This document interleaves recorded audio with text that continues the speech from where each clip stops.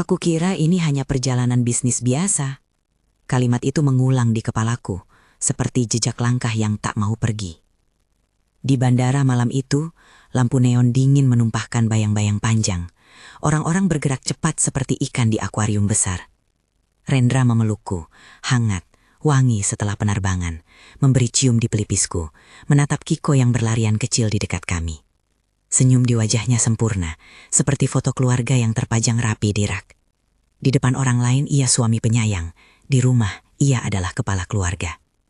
Aku percaya itu, sampai bisikan kecil dari anakku mengubah segalanya. Kiko menggenggam tanganku, suaranya hampir tak terdengar di antara pengumuman keberangkatan. "Ibu, jangan pulang ke rumah," ia berbisik. Mata besar menatapku dengan serius yang tidak biasanya ia miliki. Tangan kecilnya meremas kain jaketku sampai kuku-kukunya memerah. Tadi pagi, aku dengar ayah merencanakan sesuatu tentang kita. Kata-kata itu seketika membuat ruang di sekeliling kami menyempit. Ada jeda pendek, detik kosong sebelum dunia kembali bergerak, dan di sana aku merasa sesuatu yang pekat, seperti bau bensin yang belum pernah kutemui. Tak ada suara dramatis, hanya sebuah amaran yang lembut, namun tegas, keluar dari mulut bocah 7 tahun yang biasanya bermain robot sampai tidur. Aku menatap Rendra. Ia masih menatap ke arah lain, memeriksa jadwal penerbangan di layar besar, lalu membungkuk untuk mencium kening Kiko. "Semuanya baik-baik saja, Nak," katanya. Kata-kata itu hangat, hampir meyakinkan.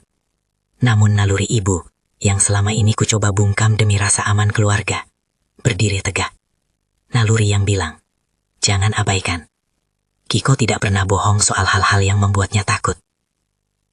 Saat Rendra menepis kekhawatiranku dengan senyum, Kiko kembali meraih tanganku, menatapku dalam-dalam.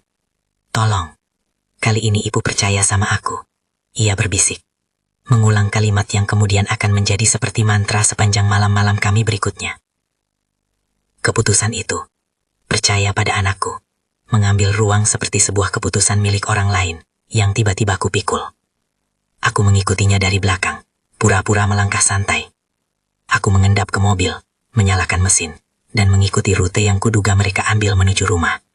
Lampu-lampu jalan berlari di samping kami. Wajah Kiko di kursi belakang terlihat pucat di bawah cahaya dashboard. Ia berpegangan erat pada boneka robotnya.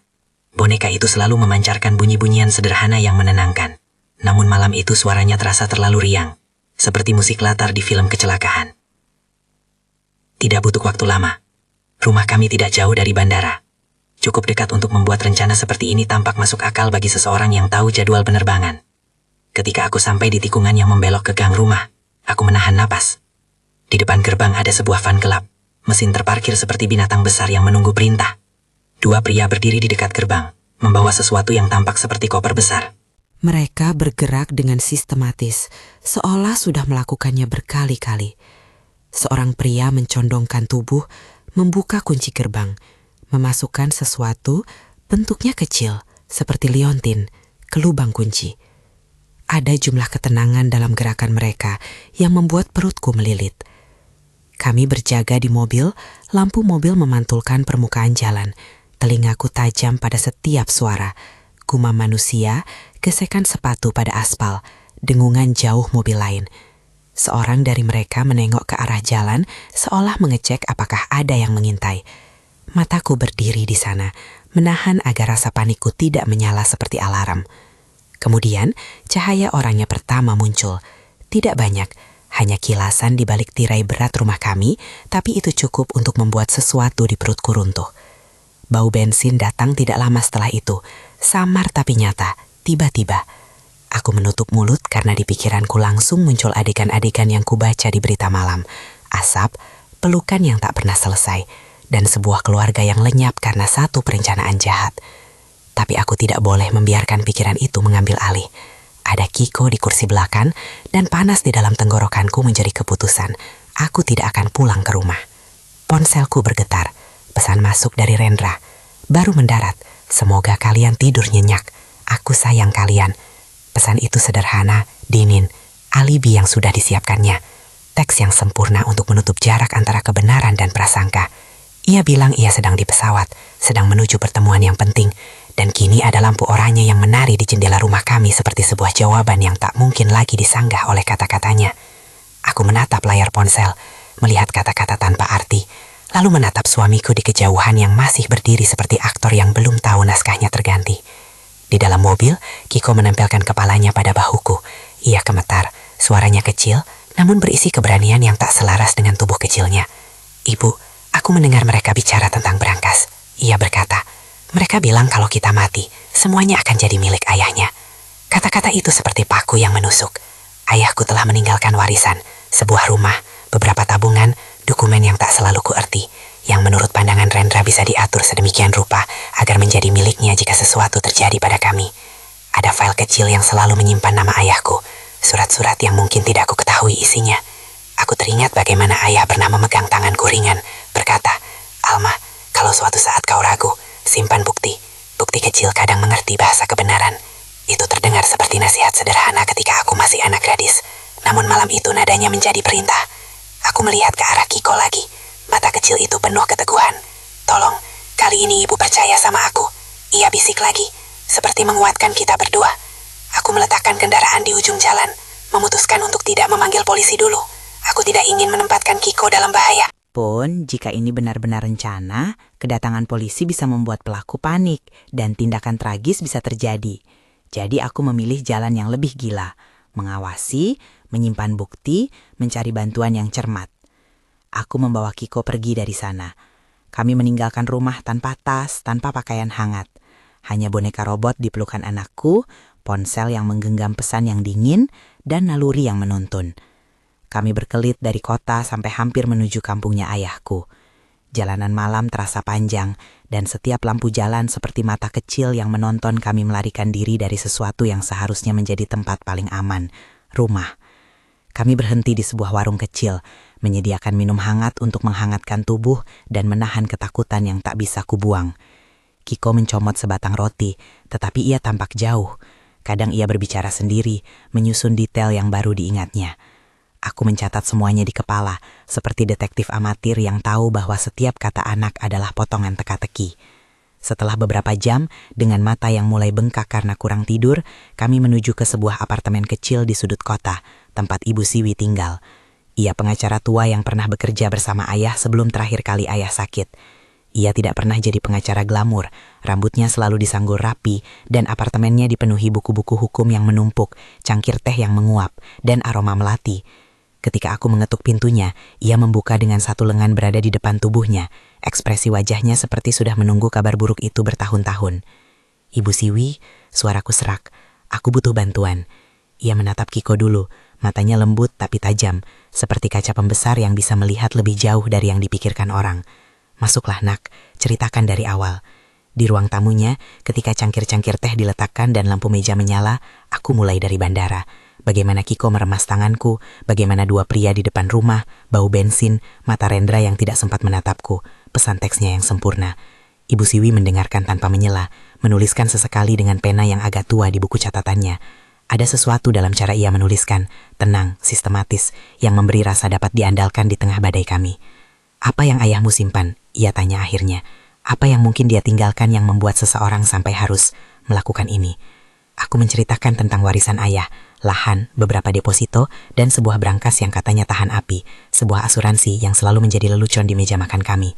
Ayah suka bercanda bahwa jika ia hilang, kita tinggal membuka brankas itu dan mengambil bekal hidup. Ia tidak pernah mau menjelaskan isi brankas secara rinci, hanya mengatakan bahwa ada dokumen penting. Aku ingat surat wasiat yang sempat kupandangi sekali, dan bagaimana Rendra pernah bercanda tentang berurusan dengan dokumen yang membosankan itu ketika ia lalu lalang di rumah. Ibu Siwi menghela napas. Ia mengeluarkan beberapa kertas dari laci mejanya, fotokopi dokumen, beberapa notulen lama, dan selembar surat yang tampak seperti versi wasiat yang sudah lama diparaf. "Aku curiga pada Rendra," katanya pelan. "Beberapa bulan lalu, ada transfer mencurigakan keluar dari rekening ayahmu ke rekening yang tak jelas. Aku lakukan pengecekan sebelum ayah meninggal, tapi ia menolak ribut. Katanya, biarkan saja Siwi, Alma akan urus semuanya nanti." Wajahnya mengeras ketika berkata itu. Ia menatapku seperti menilai seberapa banyak kebenaran yang harus kutanggung saat ini. Aku merasa tubuhku melemah.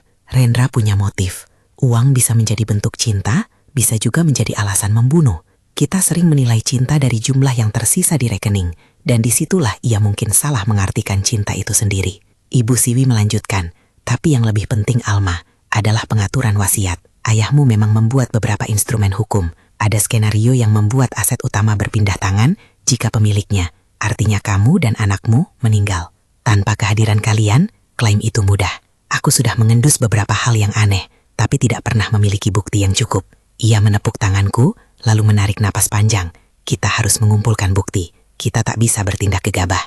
Kita butuh saksi, bukti fisik, dan yang paling penting, kita harus melindungi nyawamu dan Kiko. Di luar, 2 jam setelah kami tiba, aku menerima serangkaian foto dari tetangga yang panik. 1 gambar gerbang terbuka, 1 lagi kilatan orangnya dari balik jendela, dan sebuah foto kabur yang menunjukkan sesuatu yang jatuh di halaman, sebuah barang kecil berwarna hitam, seperti buku. Foto itu diambil oleh tetangga dari balik pagar. Mereka melihat 2 pria berlari menjauh, sebuah van hitam yang melesat pergi, dan asap yang semakin menjadi.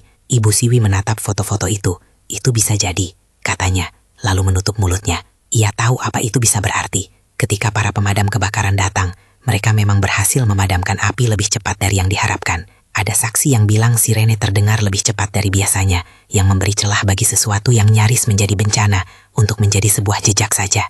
Itu kesempatan kecil yang berperan besar, sebuah buku kecil yang tertinggal, terbakar sebagian, tapi masih bisa dibaca. Buku harian, kupikir aku tak akan pernah melihatnya, tapi tetangga yang pemberani itu menyelamatkannya dari antara abu. Ia mengirimkan foto halaman yang sebagian hangus, beberapa kata masih terbaca. Ada catatan tentang pembayaran, kunci duplikat, dan sebuah nama samar yang berulang, nama yang membuat perutku berputar. Di foto lain, terlihat sebuah liontin kecil yang mirip dengan yang kugambar di kepala tadi, tergeletak di rumput yang basah oleh air selang pemadam kebakaran. Itu adalah kunci, atau mungkin template untuk membuat kunci, yang tidak seharusnya ada di sana. Aku menatap halaman itu sampai mata terasa panas. Ada tangan yang menulis rapi, bukan seperti orang yang menulis dengan tergesa-gesa saat panik. Ini perencanaan. Kiko menggenggam foto itu di pangkuanku, matanya menatap dengan campuran ketakutan dan kebanggaan. Aku bilang kan, Ibu, ia mendesah. Aku tahu sesuatu. Tolong, kali ini Ibu percaya sama aku. Ia mengulang, kali ini bukan pada aku saja, tetapi pada udara sekitarnya, pada bukti yang sekarang menumpuk di meja. Kata-kata itu menjadi benang merah yang mengikat kami pada pilihan yang harus diambil, mempercayai naluri, mengumpulkan bukti, dan menggunakan hukum sebagai perisai.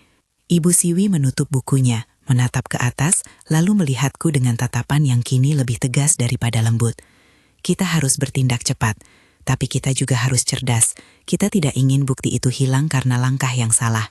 Ia membuka laci dan mengeluarkan sebuah amplop berisi beberapa foto lagi. Foto transaksi bank lama, bukti transfer yang mungkin menghubungkan Rendra dengan sejumlah rekening yang asal-usulnya samar. Aku sudah beritahu 1 orang yang bisa membantu kita, Pak Darmawan, manajer bank yang lama bekerja dengan keluarga kalian. Dia tidak suka permainan kotor. Aku sudah bicara padanya seminggu lalu karena kecurigaanku, tapi aku belum bilang apa adanya. Sekarang waktunya lebih mendesak. Nama itu membuat sesuatu di kepalaku berdering. Pak Darmawan, laki-laki kantoran berjas yang selalu ramah ketika kami mengurus administrasi ayah, bukanlah orang sembarangan. Ia pemegang kunci yang bisa mengonfirmasi atau menolak klaim-klaim tentang dokumen-dokumen itu. Namun Ibu Siwi menekankan satu hal lagi, suara turun sedikit, seolah takut setiap huruf bisa didengar oleh pihak yang salah. Selain bukti fisik, katanya, kita butuh saksi hidup yang menunjukkan kalian masih ada, bahwa kalian bukanlah bagian dari skenario kematian yang direncanakan. Aku merasa rahangku mengeras. Kiko menatapku, berharap aku mengerti maksud itu. Ia bukan lagi anak yang hanya menangis. Ia saksi hidup pertama yang mungkin bisa menenggelamkan alibi seseorang. Ide itu membuat dadaku sesak. Menjadi bukti hidup menuntut keberanian yang kukumpulkan satu persatu. Kami menyusun rencana kecil, apa yang harus dilakukan malam ini, mengamankan dokumen penting dalam beberapa salinan, menaruh beberapa item di tempat aman lain, menghubungi seorang teman yang bisa kami percayai untuk menyimpan barang-barang kecil sementara. Ibu Siwi juga menanyakan tentang boneka robot Kiko, mainan itu yang selalu menemaninya. Ia meminta agar boneka itu tidak bersih atau diotak-atik, bisa jadi mainan itu merekam sesuatu. Tiba-tiba, benda sederhana milik anakku menjadi barang bukti berharga, potongan yang tak sengaja merekam hal-hal yang besar. Aku menatap Kiko memeluk bonekanya seperti memeluk kebenaran yang rapuh. Sepanjang malam itu, kami bekerja seperti tim yang tidak pernah terlatih. Aku menyaksikan Ibu Siwi menghubungi orang, menanyakan prosedur, menulis pesan yang hati-hati, sambil menata barang-barang kami di sebuah lemari kecil di apartemennya. Ada rasa samar-samar aman di sana, bukan rasa aman dari polisi atau gedung-gedung besar, tetapi rasa aman dari orang tua-tua yang tahu hukum dan tahu bagaimana membuatnya berfungsi untuk orang-orang biasa. Namun di balik langkah itu, ada satu kenyataan yang tak bisa kutelan. Pesan Rendra tetap berdiri seperti batu. Baru mendarat, semoga kalian tidur nyenyak. Aku sayang kalian. Jika waktunya tepat, alibinya sempurna. Ia bisa menunjukkan tiket, rekaman pesawat, kolom waktu dalam aplikasi pelacakan. Siapa yang akan percaya seorang ibu yang tidur di sofa pengacara dengan anak kecilnya yang kedinginan tanpa bukti kuat? Itulah sebabnya kami harus bergerak cepat. Bukti yang kecil, foto tetangga, potongan buku harian yang hangus, liontin kunci di rerumputan, mesti disusun menjadi mosaik yang tak bisa disangkal. Saat fajar hampir merayap masuk lewat jendela kecil apartemen, aku duduk termenung melihat Kiko tidur dengan bibir berwarna pucat. Kepala kecil itu berbaring di lengan boneka robotnya, napasnya pelan. Di meja, amplop-amplop dan foto-foto bertebaran, serta secangkir teh yang sudah dingin. Pikiranku kosong dan penuh sekaligus. Rasa takut yang menempel kuat, dan ada pula sesuatu yang mulai tumbuh, sebuah tekad dingin yang mengatakan bahwa kami tidak akan diam. Nama Rendra tidak lagi sama di bibirku. Ia kini adalah tokoh yang harus dihadapi, bukan suami yang perlu dipuji. Hal pertama yang harus kita lakukan, ucap Ibu Siwi, suaranya rendah tapi tegas, adalah memastikan bukti itu aman. Kita akan minta Pak Darmawan melihat transaksi dan kita akan mencoba mendapatkan salinan watak hukum dari brankas itu. Kalau itu memang brankas tahan api seperti yang kalian bilang, mungkin ada bagian yang selamat. Kita harus memintanya lewat jalur yang benar, bukan dengan mengambilnya sendiri. Kita tidak boleh mengambil tindakan yang melanggar hukum. Kita akan bekerja dengan orang yang tepat. Kalimat itu terasa seperti instruksi dari perisai. Ada unsur proteksi hukum, cara-cara yang sah untuk membongkar sesuatu yang sudah dirancang untuk menutup jejak. Aku mengangguk, meski hatiku berdebar. Di kepala, aku memutar kembali setiap potongan malam kemarin. Van, liontin, pesan teks, kilatan orangnya. Semua itu menjadi urutan yang harus dirangkai. Namun sebelum kami sempat menghubungi siapapun lagi, ponselku bergetar. Nomor tak dikenal. Aku melihat layar. Pesan masuk dari seseorang bernama Dodi, informan yang menurut Ibu Siwi mungkin bisa membantu dengan detail-detail kecil tentang orang-orang yang bergerak di bawah tanah. Ada orang yang bisa membeli kunci duplikat. Mereka sering pakai tempat di pinggiran kota. Kalau mau, aku bisa atur. Tapi hati-hati, orang-orang ini tidak main-main. Di bawah pesan itu ada foto kunci. Liontin kecil yang sama seperti yang terlihat di foto tetangga. Jantungku berdentum. Itu berarti ada jaringan. Itu juga berarti Rendra tak sendirian dalam rencananya. Jangan langsung setuju, kata Ibu Siwi cepat, membaca nada pesan itu. Kita butuh verifikasi. Kita tidak boleh memancing. Tetapi ini juga tanda bahwa skema itu lebih rumit dari sekedar orang-orang bayaran. Ada satu orang yang mengatur pembuat kunci, ada aliran uang, dan ada rencana yang sudah disusun rapi. Aku menatap Kiko tidur, dan bayangannya tergeser oleh masa depan yang mungkin. Ia bisa menjadi saksi kunci dalam proses yang panjang dan melelahkan. Ia juga bisa menjadi alasan seseorang meyakini untuk menghentikan segalanya dengan cara yang paling kejam. Itu membuat aku semakin sadar akan urgensi keputusan kami. Kalau ini semua benar, aku berbisik, hampir untuk diriku sendiri. Maka rumah yang seharusnya jadi tempat perlindungan, hampir saja menjadi liang kematian. Anakku menangis ketakutan malam itu bukan karena mimpi buruk. Itu karena ia melihat rencana itu dari sudut matanya yang polos. Baru kuserasai, suamiku merencanakan segalanya dari awal. Kalimat itu keluar dingin, tanpa air mata. Ada sesuatu yang berubah dalam suaraku. Takutnya mengkristal menjadi kemarahan yang lembut, tapi penuh kepastian. Malam berubah menjadi pagi ketika kami akhirnya memutuskan langkah awal yang perlu diambil. Mengamankan salinan dokumen, menghubungi Pak Darmawan secara halus. dan mencari tahu apakah ada rekaman tetangga yang mungkin menangkap langkah kaki para pria itu. Kami juga akan menahan diri, tidak mengambil berangkah sendiri, tidak mempublikasikan hal ini ke sosial media, tidak memberikan kesempatan bagi Rendra untuk menggunakan alibinya, dan melarikan diri. Sebagai ibu, aku ingin melindungi anakku dengan segala cara, bahkan jika itu berarti menghadapi sang suami, dengan segala ancaman yang mungkin ia punya. Ketika Kiko terbangun sebentar dan membuka mata, aku meraih tangannya. Ia menatapku, lalu menutup lagi matanya. Napasnya menenangkan. Aku menundukkan kepala, menempelkan kening pada kepalanya, dan berbisik, "Terima kasih sudah percaya pada ibu. Kita akan berjuang. Tolong kali ini ibu percaya sama aku." Kata-kata itu kini bukan hanya mintaannya. Itu sumpah yang aku ucapkan pada diri sendiri. Pagi itu kami keluar dari apartemen Ibu Siwi, menuju kantor bank yang terletak tak jauh dari pusat kota. Jalanan ramai dengan orang-orang yang hendak memurai hari mereka. Namun di dalam benakku semua terasa hening, seperti ruang sebelum badai. Ketika kami tiba, aku melihat arsip bank besar itu berdiri penuh ketenangan. Di dalamnya, sistem yang kaku dan birokrasi yang lambat terasa seperti hal yang bisa kusedot menjadi senjata. Di sana, di sebuah meja yang diterangi lampu yang dingin, aku menunggu bertemu seorang pria bernama Pak Darmawan, yang menurut cerita Ibu Siwi pernah berhutang budi pada ayahku. Ia seseorang yang kukenal dari sekilas pertemuan bank.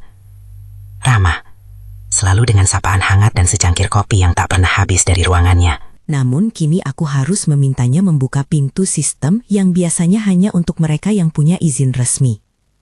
Aku sadar betul ini kecemasan, bahwa meminta bantuan pada institusi berarti mempercayakan keselamatan kami pada orang lain yang mungkin enggan terlibat.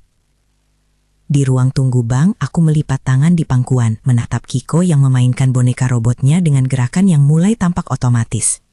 Detik ini ia tersenyum tipis, lalu matanya kembali serius. Di dinding bank, poster tentang perlindungan nasabah terasa seperti ironi. Saat itulah Ibu Siwi menepuk punggung tanganku. "Jika kita bermain rapi, hukum akan berpihak pada kebenaran," katanya.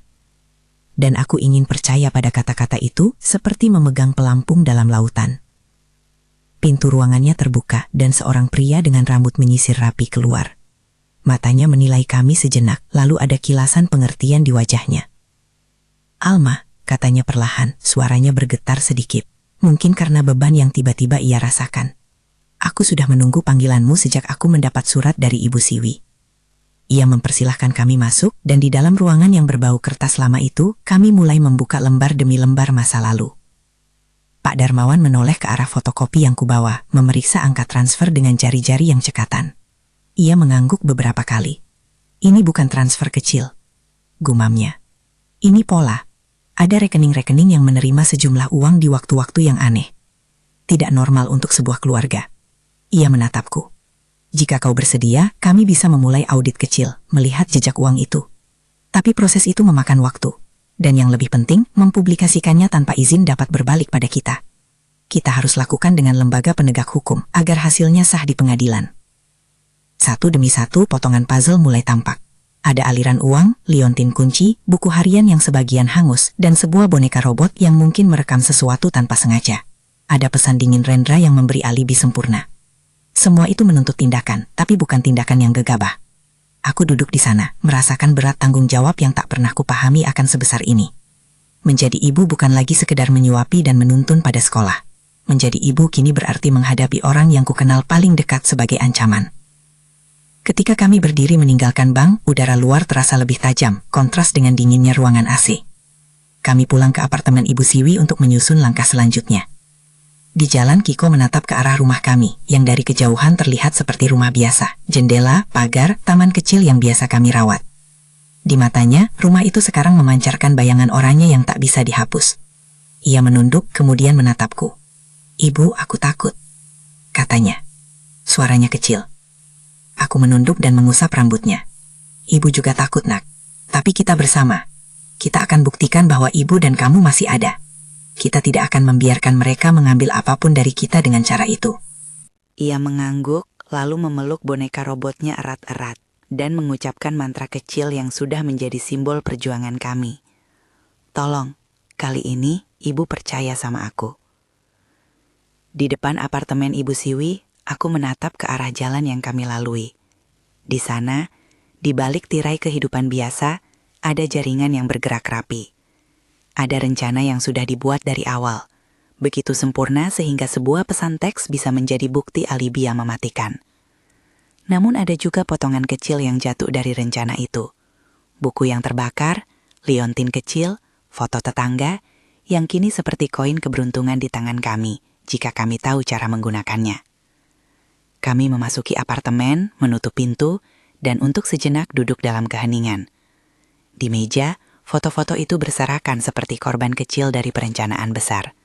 Kiko meraih salah satu gambar liontin dan menatapnya seperti memandang makhluk asing. "Apakah kita akan menemukan yang lainnya?" tanyanya, polos dan tegas. Aku menatap keluar jendela, ke arah rumah kami yang kini menjadi zona berbahaya, dan mungkin sekali masih menyimpan rahasia di balik debu dan abu. Jawabanku sederhana dan penuh tekad. Kita akan mencari semua yang hilang. Kita akan mengumpulkan setiap bukti kecil dan membuat kebenaran berbicara lebih keras dari pesan-pesan palsu itu. Suaraku tidak bergetar lagi. Di dalam benakku, rencana sudah mulai terbentuk. Langkah-langkah yang harus diambil, lembaga yang harus dilibatkan, saksi yang harus dicari. Namun aku juga sadar, ini baru permulaan. Ada konsekuensi yang menunggu, kecurigaan yang akan berbalik, ancaman yang bisa bereskalasi, dan pengkhianatan dari orang yang kuanggap paling dekat. Aku menutup mata sejenak, menarik nafas panjang. Di luar, dunia berjalan seperti biasa. Di dalam, kami merangkai strategi untuk mematahkan sebuah rencana yang dirancang untuk menghapus kami. Pagi itu, ketika aku menatap Kiko yang kini bermain dengan robotnya di lantai, aku menyadari satu hal yang selalu kubawa. Sebagai ibu, aku tidak bisa menyerah pada ketakutan. Anakku menangis ketakutan malam itu, dan suamiku, orang yang pernah kucintai, mungkin merencanakan segalanya dari awal. Namun dari kepingan-kepingan kecil itu, kami akan merangkai kebenaran. Kami akan bertahan. Kami akan berjuang. Langkah berikutnya adalah menghubungi pihak yang tepat untuk meninjau brankas dan menyelidiki transaksi. Tapi sebelum itu, masih ada hal yang harus kami pastikan.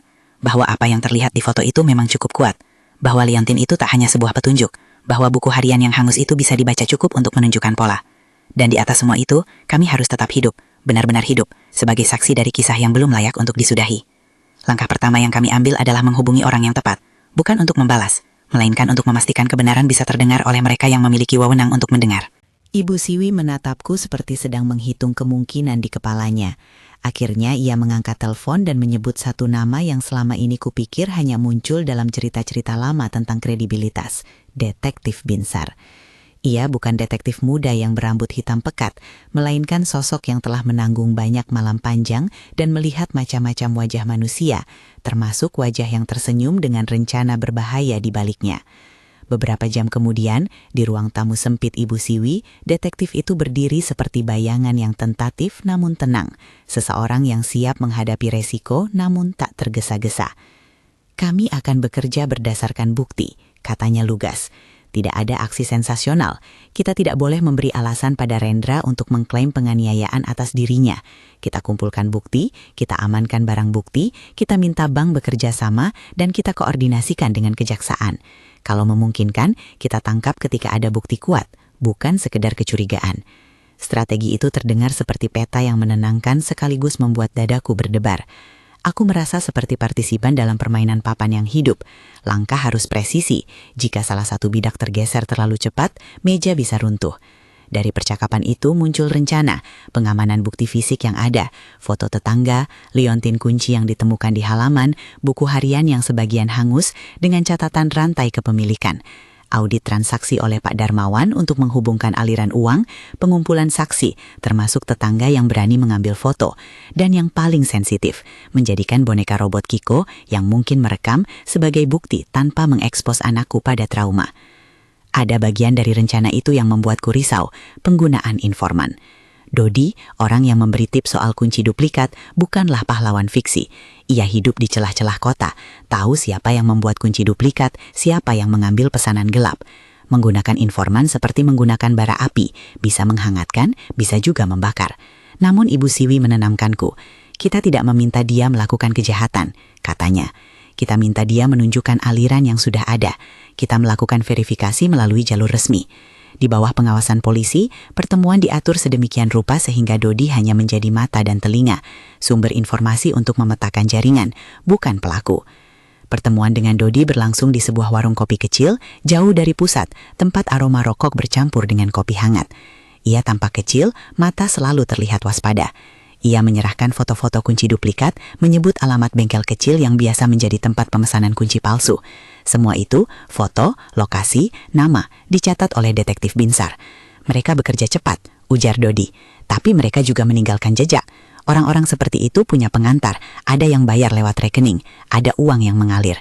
Informasi itu menjadi pintu kecil yang bisa kami dorong untuk membuka jaringan. Sementara itu, Pak Darmawan melakukan pekerjaannya, menyisir laporan transaksi lama, mencari pola.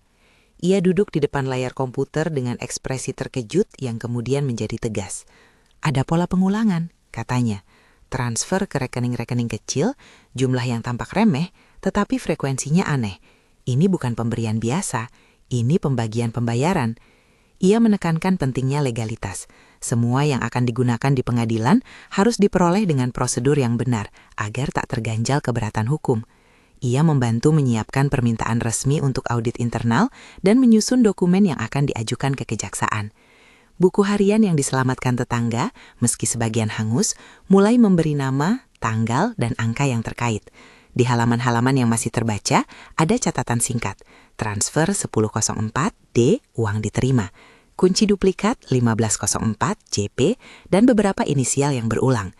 Tulisan itu, walau terpanggang, cukup untuk membangun alur kronologis.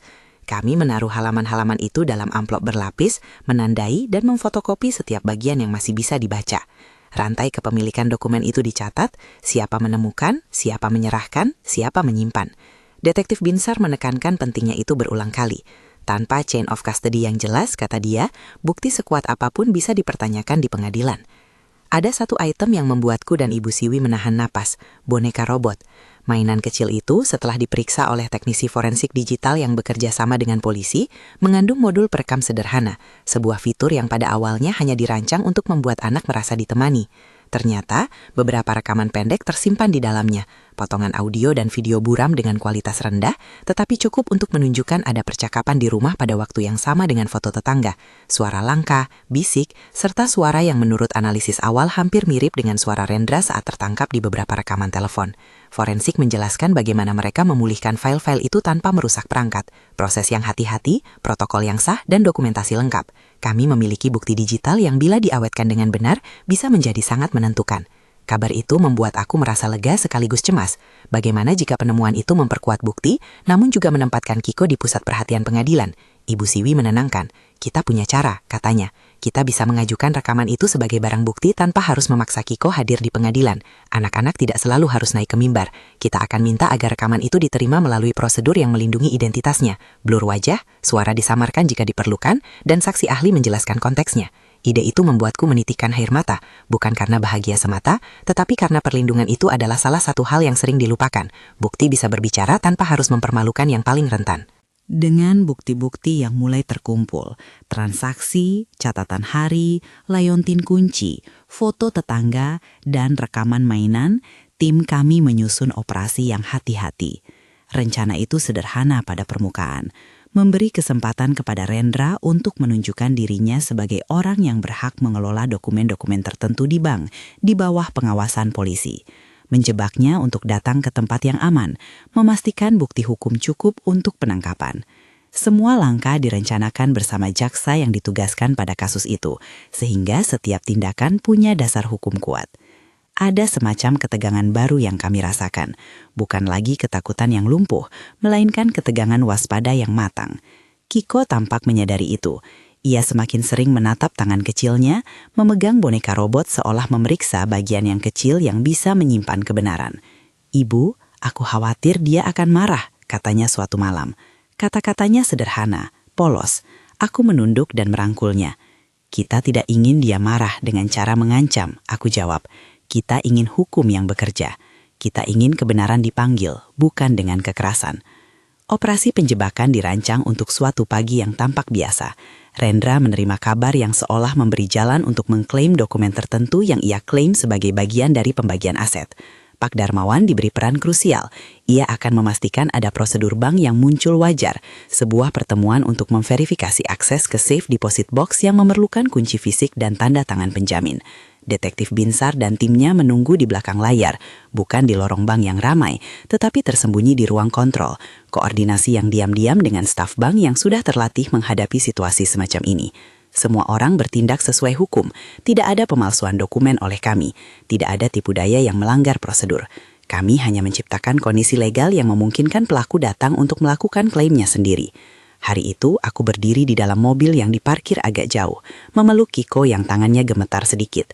Ia tidak harus berada di garis depan, namun kami memilih untuk memasukkan dirinya sebagai bukti hidup, kehadiran dua orang yang akan mengkonfrontasi alibi. Aku ingat kata-kata Ibu Siwi, kamu bukan korban pasif, maka kami tidak muncul seperti korban. Kami muncul sebagai saksi yang mengkonfirmasi kehidupan kami sendiri. Saat kami melangkah masuk ke area bank, lampu hangat di lorong seperti menyambut, kontras dengan suhu dingin di dalam dadaku. Rendra datang dengan wangi aftershave yang selalu kukenal, langkahnya mantap seperti orang yang percaya pada rencana yang ia susun. Di depan publik, ia adalah suami yang sakit hati karena dipahami salah. Ia membawa selembar dokumen, salinan yang ia klaim relevan untuk pembukaan kotak simpanan. Ia menyerahkan kunci. Pak Darmawan menyambutnya dengan sopan, dan proses verifikasi berjalan perlahan dan prosedural. Di balik meja, Detektif Binsar menonton monitor, menunggu ketika ada kesempatan hukum kuat untuk bertindak. Ketika kunci itu dimasukkan ke lubang, sebuah suara mekanik kecil terdengar, bunyi yang membuat jantungku hampir copot. Rendra tersenyum kecil, yakin. Saat ia memutar kunci, petugas brankas membuka kotak dengan prosedur yang benar. Memanggil saksi, meminta identifikasi, merekam proses. Namun di saat itulah Detektif Binsar memberitahu Pak Darmawan lewat isyarat yang sudah disepakati. Buka konten di hadapan kamera internal yang terhubung ke rekaman resmi. Brankas itu berisi beberapa amplop, dokumen, dan sebuah kotak kecil yang tampak familiar. Di antara amplop itu, ditemukan beberapa lembar yang ternyata memiliki cap yang membuktikan pengiriman pembayaran ke rekanan-rekanan yang disebut dalam buku harian. Ada juga salinan dokumen yang menandakan adanya upaya memindahkan hak kepemilikan jika dua pemilik utama pergi.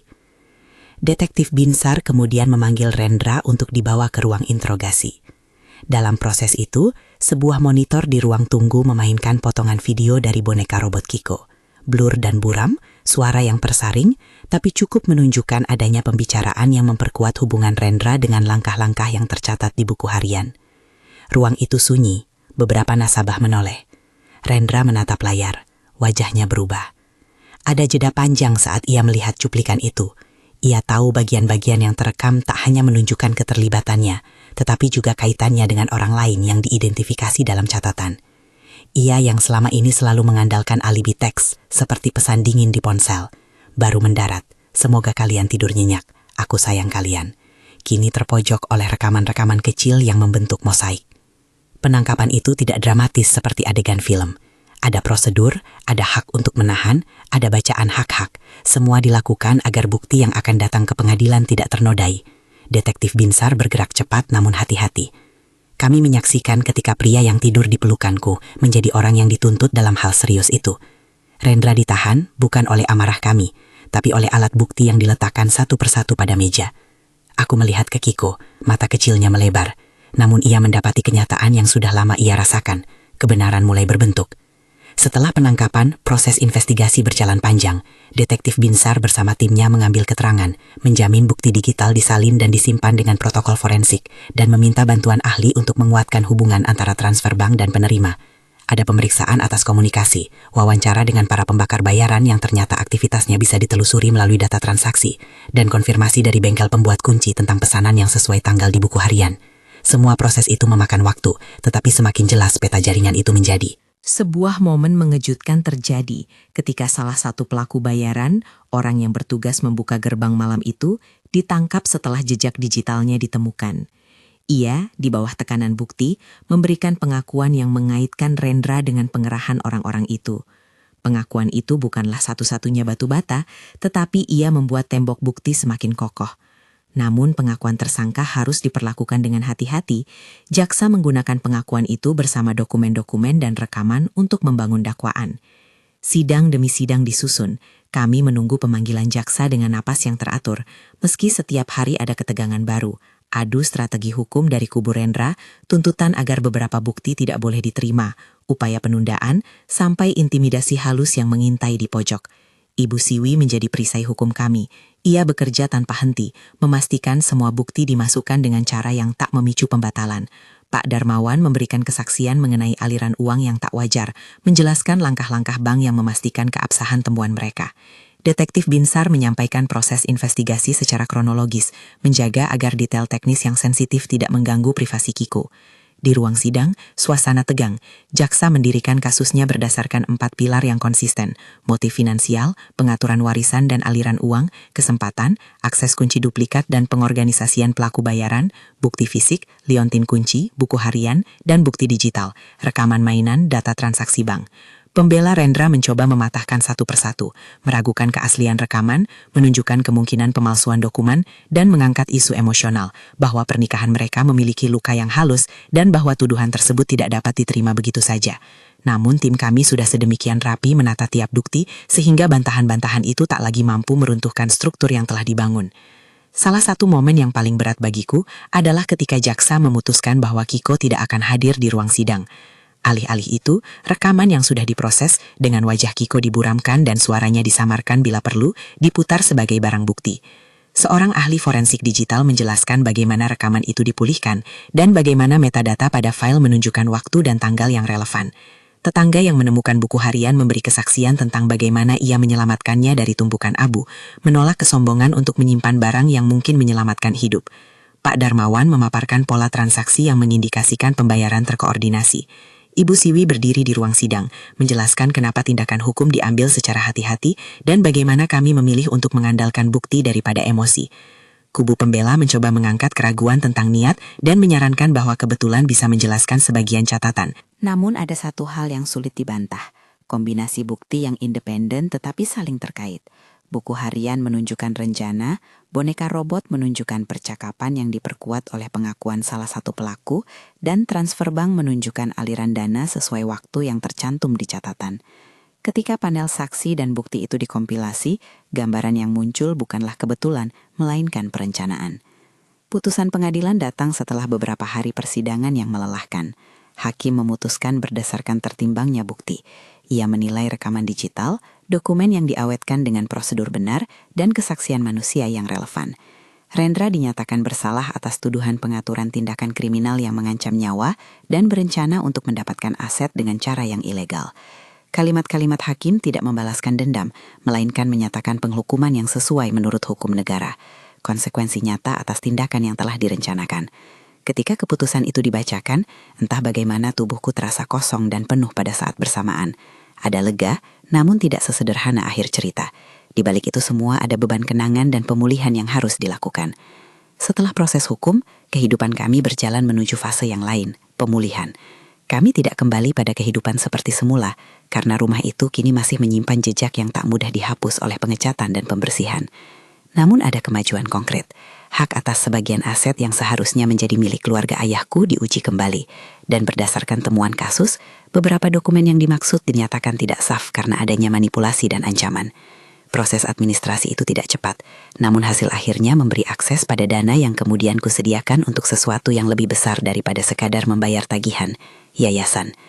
Kami mendirikan sebuah yayasan kecil yang awalnya kuberi nama sesuai dengan sesuatu yang sederhana, tempat yang akan memberikan beasiswa, konseling, dan rumah aman bagi perempuan dan anak korban kekerasan. Nama itu adalah upaya merubah luka menjadi sesuatu yang berguna, bukan untuk menutupi, tapi untuk memberi ruang aman di mana trauma bisa disembuhkan secara bertahap.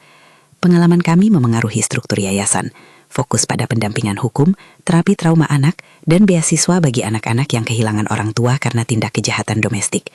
Aku menolak mengambil peran sebagai figur publik yang suka berdiri di panggung. Peranku adalah melayani, menerima pengaduan, membiayai proses hukum kecil, dan memberikan dukungan psikologis yang tepat. Kiko tumbuh dalam perhatian yang lebih terfokus, terapi permainan yang membantu menata kembali kenangan, kelas-kelas kecil dengan guru yang sabar, dan lingkungan yang berusaha memberi kembali rasa aman. Ia masih sering memeluk boneka robotnya, tetapi kini ia menyimpannya di rak sebagai barang yang pernah menyelamatkan kami, bukan sebagai benda yang harus selalu menenggelamkan kenangannya dalam rasa takut. Kadang-kadang Apu menatapnya ketika ia tertawa kecil bersama teman sebayanya, dan hatiku terasa rapuh sekaligus kuat. Rapuh karena melihat luka yang masih tersembunyi, kuat karena melihat keberanian yang terus bersemi. Perubahan paling mencolok terjadi pada diriku sendiri. Dari seorang yang dulu percaya pada citra rumah yang sempurna, aku belajar menjadi orang yang rapi dalam pengumpulan bukti dan berkeras pada prosedur hukum. Aku tidak lagi menutup mata pada gelagat yang meresahkan. Aku belajar bahwa percaya tidak harus bertentangan dengan kehati-hatian. Justru kadang percaya kepada hukum dan saksi kecil, seperti suara anak, adalah bentuk cinta paling kuat yang bisa diberikan. Yayasan kami bukan hanya tempat untuk memberi bantuan finansial. Kami bekerja sama dengan pengacara sukarela, psikolog anak, dan LSM lain untuk membangun jaringan perlindungan. Kami juga membuat program edukasi sederhana yang mengajarkan perempuan tentang pentingnya dokumentasi, bagaimana menyimpan salinan dokumen penting di tempat aman, dan bagaimana mengakses layanan hukum ketika mereka mencurigai sesuatu yang tidak wajar. Program itu dikemas sederhana, tanpa jargon, agar bisa dimengerti siapa saja, ibu rumah tangga, pekerja pabrik, wanita muda yang baru menikah. Aku ingin agar pengalaman kami menjadi pelajaran, bukan untuk membuat siapapun hidup dalam ketakutan, tetapi memberi alat agar penderitaan yang sama tidak terjadi pada orang lain. Ada hal yang membuatku selalu teringat malam di bandara. Tatapan Kiko yang memeluk rambutku, permintaannya yang sederhana namun tajam. Tolong, kali ini ibu percaya sama aku. Frasa itu menjadi mantra kami, tidak hanya sebuah permintaan, melainkan sebuah perintah moral. Dalam pertemuan-pertemuan di yayasan, aku sering bercerita tentang pentingnya mendengar anak, tentang bagaimana kesalahan kecil seperti mengabaikan bisikannya bisa berakibat besar. Pesan itu, percaya pada naluri, tapi juga menguatkannya dengan bukti dan hukum, menjadi esensi dari apa yang kami ajarkan. Waktu membuat banyak luka mengering, namun bekasnya tidak hilang sepenuhnya. Ada hari-hari yang masih membuatku terganggu, bau bensin yang samar di suatu lagu, kilatan oranye ketika lampu-lampu sore memantul di jendela. Tapi ada lebih banyak momen kebahagiaan, Kiko yang belajar berenang, tawa kecilnya yang kembali riang, pertemuan keluarga kecil kami di taman yang tenang. Kami merayakan ulang tahun kecil dengan teman-teman yayasan, bukan untuk berpesta besar, tetapi sebagai simbol bahwa hidup bisa dilanjutkan dan dirayakan walau bekasnya tetap ada. Dalam beberapa pertemuan publik, aku sering diminta berbicara. Aku menolak lamur cerita. Aku menceritakan fakta, pentingnya bukti, dan bagaimana hukum bisa melindungi. Aku selalu menutup ceritaku dengan hal yang sederhana. Percaya pada naluri, kumpulkan bukti, dan gunakan jalur hukum. Tidak pernah ku dengar kata-kata itu sebagai ajakan dendam. Itu adalah upaya agar perempuan lain tahu bagaimana melindungi dirinya dan anak-anaknya. Kadang ada orang bertanya padaku, bagaimana aku bisa memaafkan? Aku tidak selalu menjawab panjang. Memaafkan bukan berarti melupakan. Memaafkan adalah proses yang kurajut di antara terapi, dukungan, dan keputusan hukum yang tepat. Memaafkan bukanlah kewajiban. Ia adalah pilihan yang kadang tidak kupilih. Yang kupilih adalah hidup yang aman untuk anakku dan aku. Yang kupilih adalah bekerja agar orang lain tidak perlu melewati apa yang kami lalui. Beberapa tahun setelah kasus itu, ada satu momen yang kecil tapi penting. Kami diundang ke sebuah sekolah dasar untuk menceritakan cerita sederhana tentang keberanian. Kiko berdiri di depan kelas kecil, memegang boneka robotnya. Ia bercerita dengan bahasa anak-anak tentang bagaimana kadang-kadang kita harus memberitahu orang dewasa jika merasa takut, bahkan jika itu tentang seseorang yang kita kenal. Ia mengucapkan kata-kata itu, "Tolong, kali ini ibu percaya sama aku," di depan teman-temannya, bukan sebagai permintaan, melainkan sebagai pernyataan yang menumbuhkan keberanian di antara mereka. Guru-guru meneteskan air mata. Beberapa orang tua menatapku dengan mata yang penuh pengertian. Aku menahan napas karena merasa bangga dan sedih sekaligus. Di akhir sebuah hari kerja yang panjang, aku sering duduk menatap foto-foto di dinding yayasan, senyum para penerima beasiswa, potret anak-anak yang kini belajar di sekolah baru, rumah aman yang menampung keluarga yang selamat dari kekerasan. Foto-foto itu adalah bukti hidup dari upaya kami. Mereka bukan sekadar materi untuk laporan tahunan.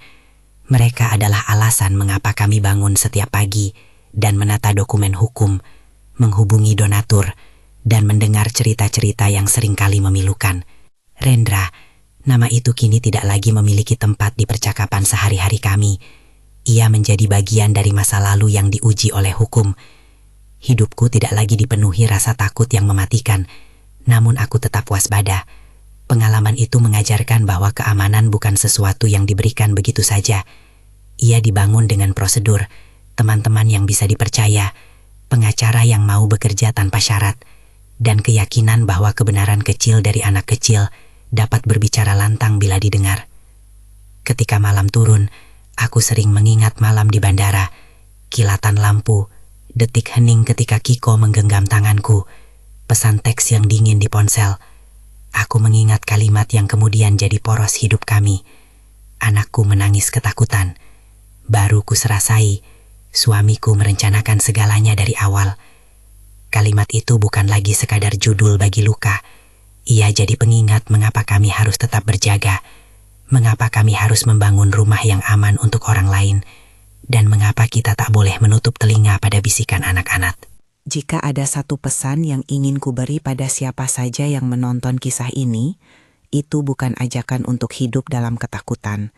Itu adalah seruan untuk mempercayai naluri, untuk mengumpulkan bukti, dan untuk menempatkan kasus pada jalur hukum yang benar.